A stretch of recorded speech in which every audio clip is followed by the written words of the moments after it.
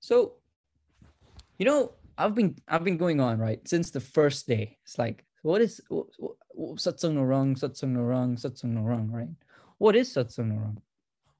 Like, what is it that we're trying to achieve? What is it that you come to the shibir for? And what is it we want to make sure that you guys understand when we say satsang no rang, right? The the main thing here is that we want you to understand niyam, nishchay, paksh, and the more main thing, the more extravagant thing that we should strive to be is how do we maintain that throughout our life, right?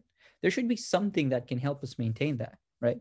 And that's understanding the importance of Maharaj, right? Maharaj Sri Swaminarayan Bhagwan. So to give you an example here is, say you have a car, right? A car has many parts.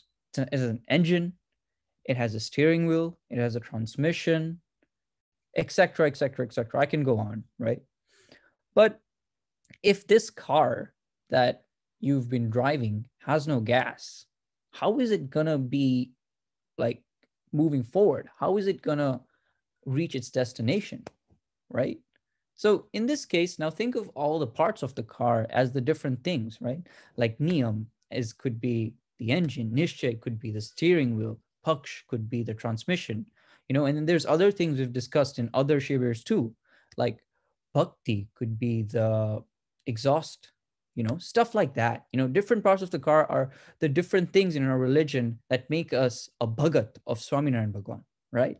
And what is fueling all that? What is fueling the car? It's the gas, right? That way, the importance of Maharaj is fueling everything here. So to keep all this intact and like move forward in your life and reach your destination, Akshardham, that's how we can reach it, by understanding the importance of Sri Swaminarayan Bhagwan. Another example that came to my mind just now is that when we come to the Shivir, right, we're basically like coming and filling our own tank, like we have all these things. We've learned it from past shibirs. But when we come here, it's like, okay, let's fill the fuel tank again. And then what we want to do, and hopefully we achieve now, is that as we go through this shibir and continue, is we want to keep that fuel tank up, up, up. You guys with me? Awesome, awesome. So understanding the Mahima of Maharaj, right? What does that mean? What does understanding the Mahima of Maharaj mean in terms of, does everyone know what Mahima means? Yes or no? Give me a yes, no, yeah. Okay, I have a few people who didn't. So I'll explain what Mahima means, right? Mahima means the importance of something.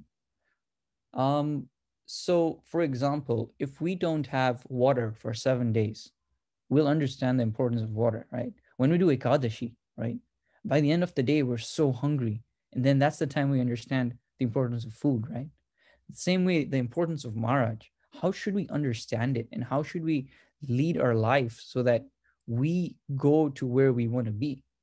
So the first things first is, how many lives do we have to go through to get just one human life? In the Shastras, it's written that we have to go through 8.4 million lives, right? 8.4 million.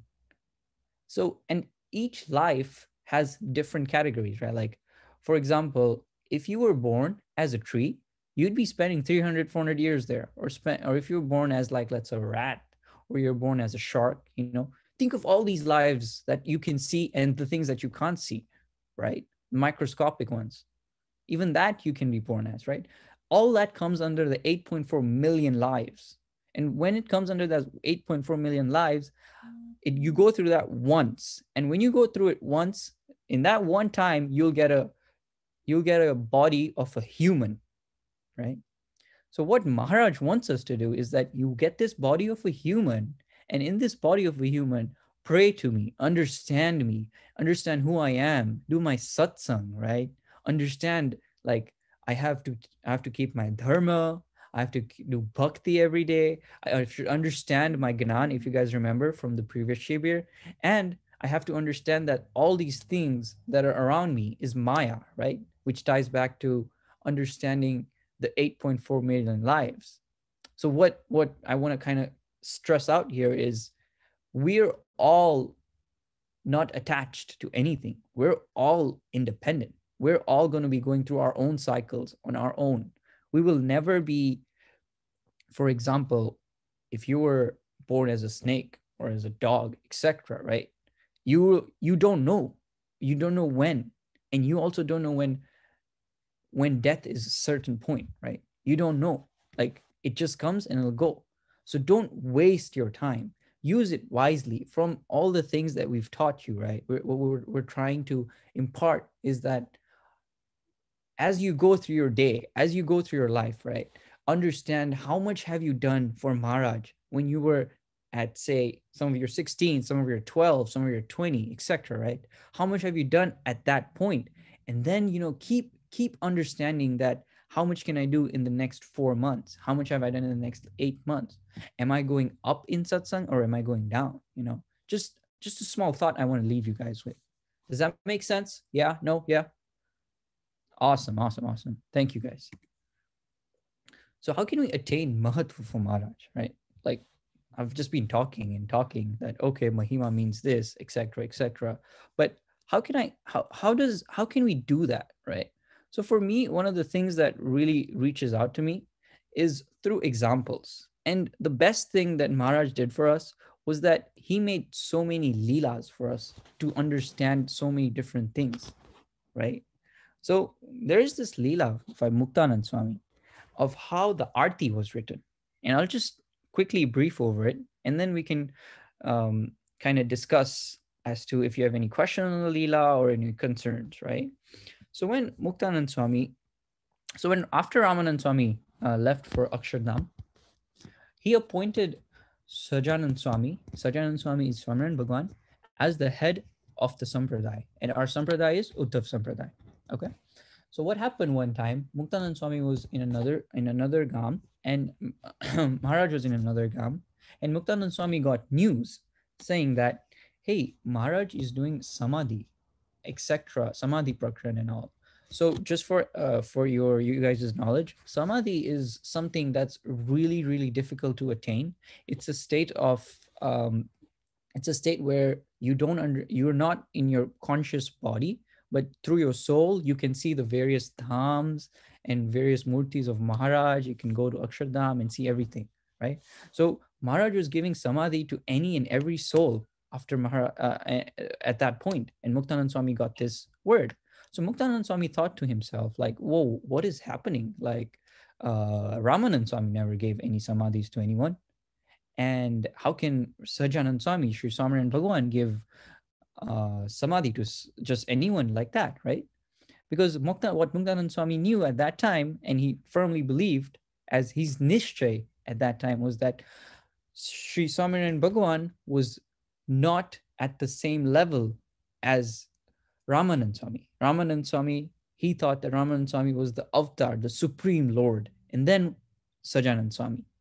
So with that in mind, he went to where Maharaj was doing samadhi, and he told Maharaj that, Maharaj, this is not, he told Swamiran Bhagavan that this is not right, what you're doing. It's not, it's like, how can you just do this? Just because Ramanand Swami is not here, so now you want to take up all the power and just do these fake kind of samadhis and all, right? And Maharaj didn't say anything. But the bhaktos who got the samadhis, they're like, no, it's real. We felt it. We went and saw, right? And that went on and on and on for a few days. And Muktanand Swami kept on fighting and fighting and fighting. But at the end of the day, what happened is no one was on his side. He was the only one.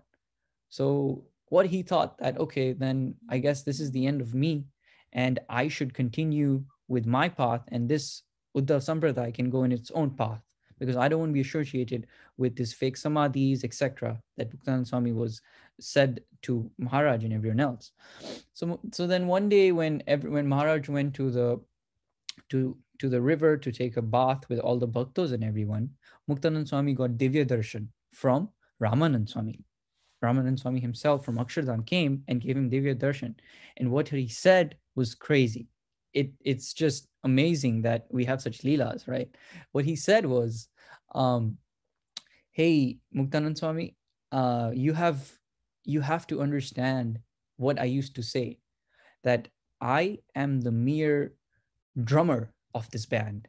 Just to give you an example in terms of today's one, it's like you have a drummer, you have a lead singer, you have a guitarist, etc. Right? But who's the show? Who's the star of the show? It's the lead singer, right? The lead singer is always the guy who's like noticed. He's the best person in the band, right? Without him, you can have music, etc. But you're not going to have a good song, right? So in this case, what Ramanand Swami was trying to say is that I am just a normal drummer. The lead singer is Sahajanand Swami. The supreme Bhagwan is Sahajanand Swami that's in front of you. The samadhis and all, those are real. Those are not fake, as you're saying, as you're fighting with him. And that's when Muktanand Swami was shocked. It's like, oh man, I've been fighting with the Supreme, the Almighty all this time. And he just got very, very, he got sad, right? Because it's like, how can I make up for this? How can I do something? And that's when he thought that let me create an arti for Maharaj, showing how big Almighty Bhagwan Swaminarayan is. You guys with me? Did that story kind of make sense to understand? So he understood in this case, what's the moral is that he understood the mahatva, the mahima of Maharaj through Ramanand Swami, right? This is a leela, right? What we want to see as a third person viewer of this story is that, wow, like we know how big Muktanand Swami was, right? We know how big Ramanand Swami was, and we obviously know how big Sahajanand Swami is. We can't put a we can't put a word to it, right? It's that big. It's like even if we use thousands of mouths to keep singing his praise, we can't do it, right? So it's that mahima that led him to make the arti.